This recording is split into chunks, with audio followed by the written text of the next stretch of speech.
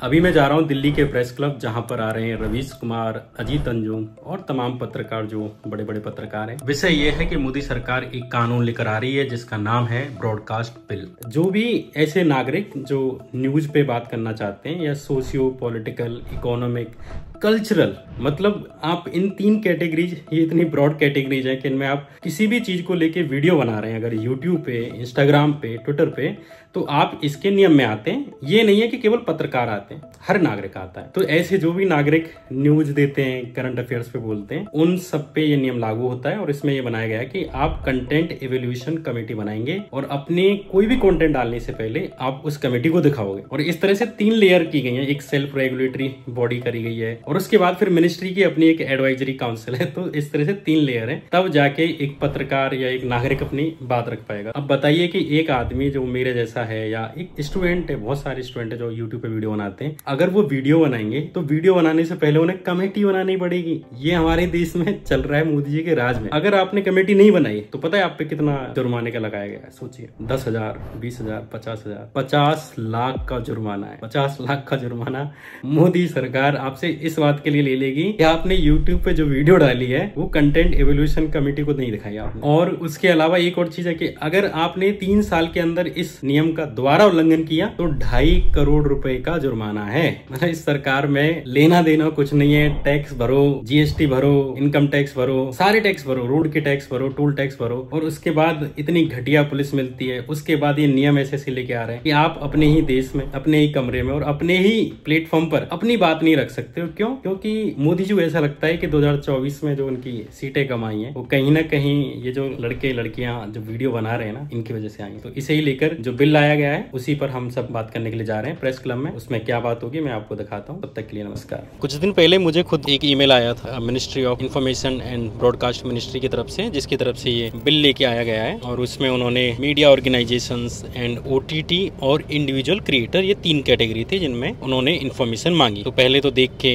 एक बार को मुझे सन्न हो गया कि भाई चैनल उड़ाने के लिए भेजा है क्या। और बहुत बड़ा सा ईमेल और उसमें 4-5 पेजेस की एक पीडीएफ थी। तो उसमें ये था कि आप जानकारी दीजिए कि भाई आप यूट्यूब चैनल चला रहे हो, उसमें कितने लोग हैं, एक सेल्फ रेगुलेटिंग बॉडी जिसमें आप मेंबर हो कि नहीं किसी के, और आपके यहाँ संपादक का काम कौन करता है, मतलब एडिटर कौन है, मतलब आपकी जो वीडियो जा रही है या कंटेंट जा रहा है तो इसकी स्क्रूटनी कौन कर रहा है, उसे चेक कौन कर रहा है। इसको लेके एक जनरल सी जानकारी मांगी। मेरा नाम मांगा, ईमेल आईडी, फोन नंबर, जगह, कहाँ रहता हूँ, ये सारी चीजें एक तरह से इन्फॉर्मेशन मांगी, जो मैंने दी। और उसमें ईमेल में मैंने ये भी लिखा कि ये वैसे हमारे right to freedom of speech का उल्लंघन है, पर फिर भी मैं ये जानकारी दे रहा हूँ क्योंकि हम सरकार के नियमों के मानने वाले लोग हैं। तो उसमें मैंने देखा कि ये ईमेल किन किन को भेजा गया है। तो उसमें मेरे को नहीं, कई और लोगों को भेजा गया, जैसे कुमकुम बेनीवाल को भेजा गया, बोलता हिंदुस्तान चैनल को भेजा गया, जिसको अभी कुछ दिन पहले यूट्यूब से बैन करवा दिया था सरकार ने। फिर उसके अलावा इन्होंने मनदीप पूनिया का एक चैनल है गाँव सवेरा, जिसको बार बार बैन कर देते हैं, उसको भेजा गया। और मेरे अलावा और भी कई सारे लोगों को भेजा गया। तो मैंने अजीत अंजुम जी को कॉल किया कि सर ऐसे ऐसे आया है, मुझे तो लगता है ये 2024 के बाद से थोड़ा हिल गए हैं, इलेक्शन के बाद से, क्योंकि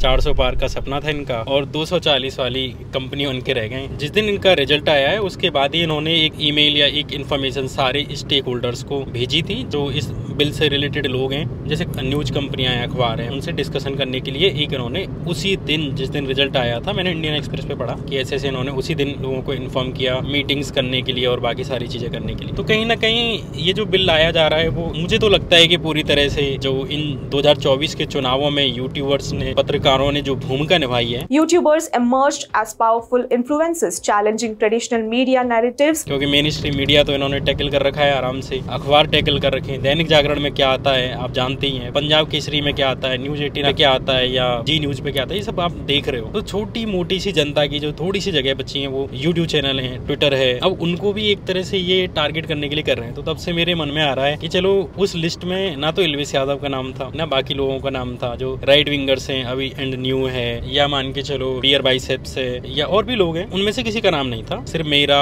मनदीप पूनिया का, कुमकुम बेनीवाल का, बोलता हिंदुस्तान, इन लोगों का था। आपकी उत्सुकता शायद इसमें में भी होगी कि ध्रुव राठी का नाम था कि नहीं, या नीतीश राजपूत का नाम था कि नहीं। उनका नहीं था। क्यों नहीं था, उनको इंडिविजुअल और गए होंगे, बाकी लोगों को भी ईमेल गए होंगे, मुझे नहीं पता। शायद नीतीश को भी नहीं आया, क्योंकि नीतीश मेरा दोस्त है तो बताता रहता है कि क्या चीज आई है क्या नहीं। ध्रुव का मुझे मेरी अभी बात नहीं हुई है, तो ध्रुव को आया है कि नहीं। पर हाँ, अजीत अंजुम सर को आया था। उन्होंने मुझे बताया कि उनको 2 साल पहले आया था। तो ये चीजें जो आ रही हैं अभी ईमेल वगैरह, ये इंफॉर्मेशन एंड ब्रॉडकास्ट मिनिस्ट्री की तरफ से आ रही है। और अभी तक जो आ रहा था वो IT एक्ट के तहत आ रहा था। तो अभी क्या है ना कि सरकार OTT और जो इंडिविजुअल क्रिएटर्स हैं उनको टारगेट करने के लिए ये नया नियम ला रही है, क्योंकि पुराने नियमों में ऐसा नहीं था कि जैसे 1995 का एक नियम है, कोई केबल नेटवर्क नियम है, तो उसमें इंडिविजुअल क्रिएटर्स या OTTs ये लोग कवर नहीं होते। न्यूज पेपर्स होते हैं, TV चैनल्स होते हैं, तो उन्हीं को कवर करने के लिए एक तरह से ला रहे हैं। पर ये बड़ी फनी सी बात है कि यार आप YouTube पे एक वीडियो डालना चाहते हो कि आपको नाली की समस्या हुई, बैंक की समस्या हुई, बीमा की समस्या हुई, तो उसके लिए आपको सरकार को पहले मिनिस्ट्री से बात करनी पड़ेगी। कहीं हो नहीं रहा पूरी दुनिया में, सिर्फ अपने विश्वगुरु में हो रहा है। तो मुझे बस यही समझ में नहीं आती कि सरकार के पास इतने नियम हैं, IPC की धाराएं थी अभी तक, है ना, CRPC, फलाने ढिमकाने, इतने सारे कानून है देश में। तो पत्रकारों को पकड़ने के लिए या नागरिकों पे डंडा चलाने के लिए तो आपके पास पहले से बहुत सारे कानून थे। बस ये जो लेके आ रहे हैं ना कि 50 लाख का जुर्माना देना पड़ेगा अगर आपने कंटेंट इवोल्यूशन कमेटी नहीं बनाई, सेल्फ रेगुलेटिंग बॉडी में अगर आप नहीं हुए। तो ये जो पूरा एक फ्रेमवर्क जो बनाया जा रहा है ना, एक बहुत बड़ा सा, मतलब बहुत हैवी है। अब मैं एक वीडियो बनाना चाहता हूँ, जस्ट मतलब आप में से भी कोई बनाना चाह सकता है कि वो सोशल पॉलिटिकल किसी भी चीज पे बनाना चाहे, और फिर उसे कमेटी बनानी पड़ेगी एक, कि आप मेरा वीडियो देख लो, मैं बोल रहा हूँ वो मोदी जी को पसंद है कि नहीं, वो निर्मला सीतारमन जी को पसंद आएगा कि नहीं। ये कोई बात जमी नहीं, मजा नहीं आया। तो मुझे ये लग रहा था कि अगर आपको पत्रकारों पे तो आप पहले से ही FIR कर ही ले रहे थे। जिनको जेल में डालना था, मोहम्मद जुबैर को आपने जेल में डाला एक मीम के लिए, तो वो तो डाल ही रहे थे। मुझ पे खुद UAPA कानून लगाया आपने, मुझ पे कई जगह FIR हुई। तो ऐसा तो था नहीं कि आपके पास चीजें नहीं थी पत्रकारों को हैंडल करने के लिए, फिर नए कानून की जरूरत क्यों पड़ गई। तो फाइनली हम प्रेस क्लब ऑफ इंडिया आ गए, जहाँ सारे पत्रकार अपने मुद्दे उठाने आते हैं या शाम को इकट्ठे होते हैं। अपने बैठने के लिए तो जगह नहीं है, उन 5 लोगों को कहाँ बिठाएंगे आप बताइए। और वो अलग अलग शहर ऑनलाइन में रहेंगे, तो कोई कहेगा आंधी में मेरा पोल गिर गया है, अभी तार नहीं है, तो आपका वीडियो 4 दिन बाद होगा। वो बीमार पड़ जाएंगे, 5 दिन बाद होगा। फिर वो कहेंगे आप मत आलोचना कीजिए, आप पर FIR होगी, हम भी जेल चले जाएंगे, छापे हमारे घर भी पड़ेंगे। इस तरह से ओपन एंडेड नहीं रखना चाहिए। तो सरकार को बातचीत के टेबल पर आना चाहिए। तो इस वीडियो में जो रवीश कुमार बात कर रहे हैं वो कंटेंट इवोल्यूशन कमेटी के बारे में बात कर रहे हैं। और ये जो कंटेंट इवोल्यूशन कमेटी जो आई है, इसको थोड़ा समझना बहुत जरूरी है। जो ब्रॉडकास्ट बिल लाया गया है उसमें ये प्रावधान बनाया गया है कि जो भी इस देश में, मतलब भारत देश में जो भी लोग, चाहे वो पत्रकार हो, चाहे नागरिक हो, चाहे कोई भी हो, अगर वो कोई भी तरह की वीडियो बनाना चाहते हैं जो 3 विषयों पर होगी, सोशियो पॉलिटिकल या इकोनॉमिकली या वो हो कल्चरल, तो इन 3 मुद्दों पर अगर आप बना रहे हो तो आपको एक कमेटी बनानी पड़ेगी। चाहे आप गरीब हो, चाहे अमीर हो, कोई भी हो, तो आपको एक कमेटी बनानी पड़ेगी जिसका नाम है कंटेंट इवोल्यूशन कमेटी। और उसमें करीब 5 सदस्य आपको रखने पड़ेंगे जिनके पास SC ST माइनॉरिटी, बच्चों और महिलाओं को लेकर नॉलेज होगी। इस तरह के लोगों को आप उस कमेटी में रखेंगे। इनका नाम, इनकी जानकारियां आपको मिनिस्ट्री को भेजनी पड़ेंगी जिसका नाम है इंफॉर्मेशन एंड ब्रॉडकास्ट मिनिस्ट्री। और फिर वो लोग, जो कमेटी है, वो आपका कंटेंट देखेगी और अप्रूव करेगी, सर्टिफिकेट देगी। उसके बाद आप अपनी वीडियो डाल पाओगे। समझ रहे हो आप कि आपको मोदी जी की GST वाली नीति पे कोई बात करनी है, टैक्स पे कुछ कहना है कि भाई आप इतना टैक्स लगा रहे हो, और अगर आपको ये बात कहनी है तो आपको सबसे पहले ये जो 5 मेंबर हैं, अपनी स्क्रिप्ट लिखो, वीडियो एडिट कराओ या जो भी करना है, फिर उसको 5 मेंबर्स के पास भेजो, वो अप्रूव करेंगे। उसके बाद आप अपनी वीडियो अपलोड कर पाओगे। जो न्यूज चैनल है उनके लिए सेल्फ रेगुलेशन की व्यवस्था होता है, पर आप उनकी भाषा देख लीजिए, उनका कंटेंट देख लीजिए। खुद सरकार को ही लिखना पड़ा था कि रूस के खिलाफ वो न्यूक्लियर बटन दबाने वाला एक चैनल बना देता था कि आज वो दबा देगा न्यूक्लियर बटन, तो सरकार को ही नोटिस देना पड़ा था। लेकिन फिर भी उस NPSA से एक प्रक्रिया होती है कि उनको दंडित किया जाता है, वो सेल्फ हो जाता है। लेकिन अगर हम न्यूज चैनल नहीं, हमें ये समझना पड़ेगा कि हम जो ब्रॉडकास्टर, आप हमें कहना चाहते हैं, आप कुछ भी कह लीजिए आप, फिर तो अंत में तो आप अपने न्यूज चैनल से हमें ट्रेटर ही कहने वाले हैं। जो आप कुछ भी आप ऑफिशियल नाम बनाने हैं, आप ट्रेटर ही कहने वाले हैं। बात यह है कि आप हमारे चीजों से आप दूर रहिए, आप हमें रेगुलेट करने का कोशिश मत कीजिए। हमें पता है कि क्या गलत है, क्या सही है, और इस वक्त हम जानते हैं कि बहुत सारे कानून हैं। अगर हम उन दायरों को तोड़ेंगे तो उसकी सजा हमारे लिए भी उपलब्ध है। तो हम वैसे भी अपने कहने में सतर्क रहते हैं, लेकिन हमारी आलोचना को, हमारी क्रिएटिविटी को, हमारे सटायर को अगर आप कंट्रोल करेंगे कि ये सरकार के खिलाफ है, ये इसके खिलाफ क्यों नहीं है, इसमें सरकार को नहीं पढ़ना चाहिए, इसमें सरकार को अपना दूसरा काम करना चाहिए। इतने बड़े इकोसिस्टम में, यूट्यूब में लाखों लोग इस वक्त अपना चैनल बना रहे हैं, अपने भविष्य का रास्ता देख रहे हैं। उनके भीतर अगर आप असुरक्षा पैदा कर रहे हैं किसी भी तरीके से, तो मुझे नहीं लगता कि आप देश की चिंता को लेकर या सीमाओं की सुरक्षा को लेकर गाजियाबाद में बैठे हुए एक यूट्यूबर को आप कंट्रोल करना चाहते हैं। आपकी चिंता कुछ और है।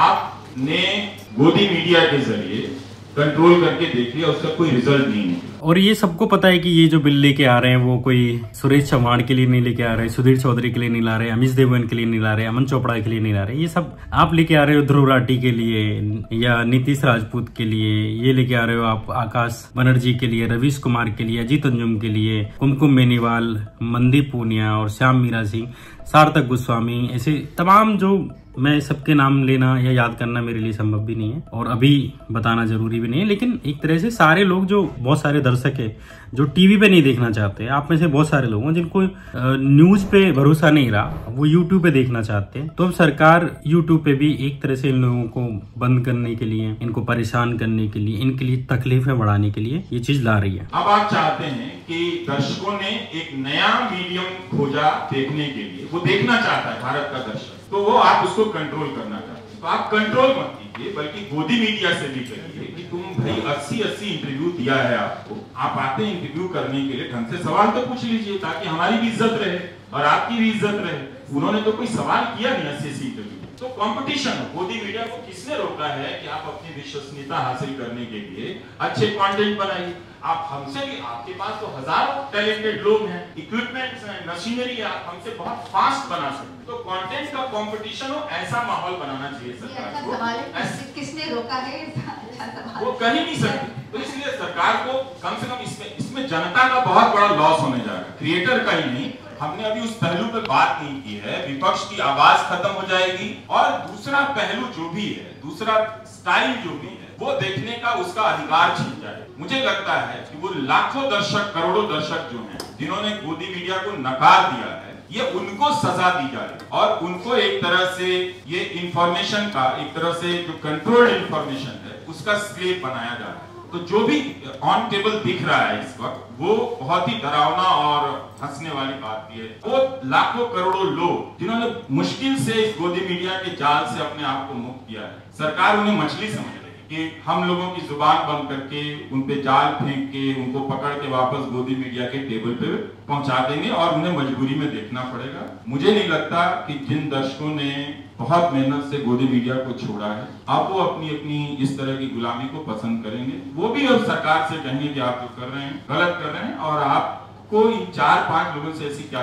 पर ये तो मामला आप लोग जैसे बता रहे हैं, ये तो कोई भी, अब तो मान लीजिए अगर हम करंट अफेयर्स ना करें, कुकिंग शो करें, वो भी आप उसमें आप हमें जीने नहीं दें, तो क्या आपका ये लक्ष्य है कि आप हमें भूखे मरते देखना चाहते हैं? इससे आपको खुशी मिलने वाली, तो आप और 100 बिल ले आइए, आप कुछ भी कर सकते हैं, करते रहिए। फिर मेरा सवाल आभार से है, सिर्फ समझने के लिए, क्योंकि बहुत सारी कंफ्यूजन भी है, कुछ एम्बिग्यूटी भी है। जैसे चैनल्स जो चलते हैं इंडिया में, जो रेगुलेट होते हैं ministry of information and broadcasting से, उसमें सेल्फ रेगुलेशन का एक प्रोविजन उन लोगों ने बनाया। सारे प्रोमोटर्स ने एक बॉडी बना दी एनबीए से, इसमें एक रिटायर्ड जस्टिस होते हैं, कभी एसोसिएशन थे, कुछ सिविल सोसाइटीज के लोग थे, एक दो उसमें एडिटर्स होते हैं, 6-7 लोगों की बॉडी होती है।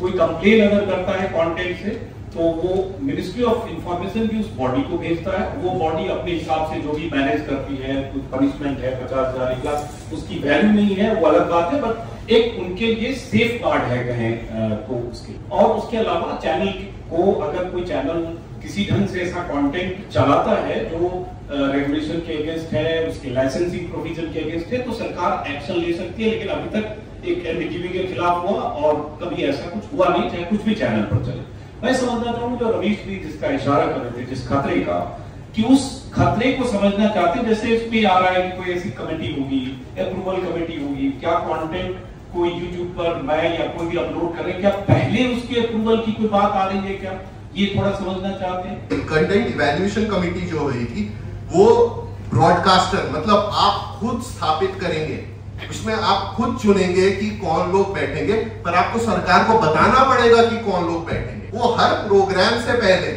न्यूज करंट अफेयर्स नहीं, पर अगर कुछ और बना दे, वो एक सर्टिफिकेट बनाएंगे, वो सरकार तय करेगी कैसा सर्टिफिकेट होगा। आपको अपने पास वो सर्टिफिकेट रखना पड़ेगा।